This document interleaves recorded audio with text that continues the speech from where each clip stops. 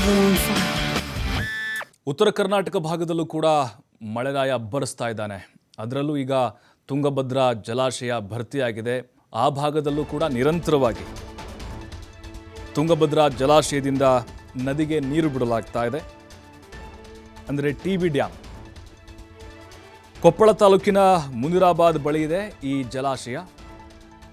ಕೊಪ್ಪಳ, ಬಳ್ಳಾರಿ, ಬಾಗಲಕೋಟೆ ಈ ಜಿಲ್ಲೆಗಳಿಗೆ ಬಹಳ ಅನುಕೂಲ ಜಲಾಶಯದಿಂದ.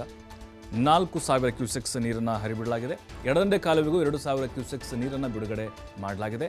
ಸದ್ಯ ಜಲಾಶಯಕ್ಕೆ 1.14 ಲಕ್ಷಕ್ಕೂ ಅಧಿಕ ಕ್ಯೂಸೆಕ್ಸ್ ನೀರಿನ ಒಳಹರಿವಿದೆ. ಬಹಳ ದಾಖಲೆ ಇದು. 83.249 TMCಗೂ ಅಧಿಕ ನೀರು ಸಂಗ್ರಹ ಹಿನ್ನೆಲೆ ನದಿಗೆ ನೀರು ಬಿಡಲಾಗಿದೆ. ನದಿಗೆ ಇನ್ನೂ ಹೆಚ್ಚಿನ ನೀರು ಬಿಡುಗಡೆ ಮಾಡುವ ಸಾಧ್ಯತೆ ಇದೆ. ಹಾಗಾಗಿನೇ ಈಗ ಕಾಲುವೆಗಳ ಮೂಲಕ ನದಿಗೆ ನೀರು ಹರಿಸಲಾಗ್ತಾ ಇದೆ.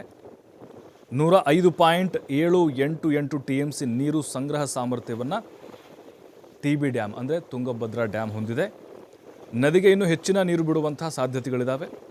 ನದಿ ಸಮೀಪ ಜನರು ಹೋಗದಂತೆ ಅಧಿಕಾರಿಗಳು ಈಗ ಎಚ್ಚರಿಕೆಗಳನ್ನು ಕೊಡ್ತಾ ಇದ್ದಾರೆ. ನೋಡಿ, ಇದು ಅಷ್ಟೇ ತುಂಗಭದ್ರಾ ಜಲಾಶಯ ಕೊಪ್ಪಳ ತಾಲೂಕಿನ ಮುನಿರಾಬಾದ್ ಬಳಿ ಹತ್ರ ಬರುತ್ತೆ. ಇದು ಇಷ್ಟು ನೀರು ನೋಡಿ ನಾವು ಸುಮಾರು 2 ವರ್ಷ ಆಯಿತು.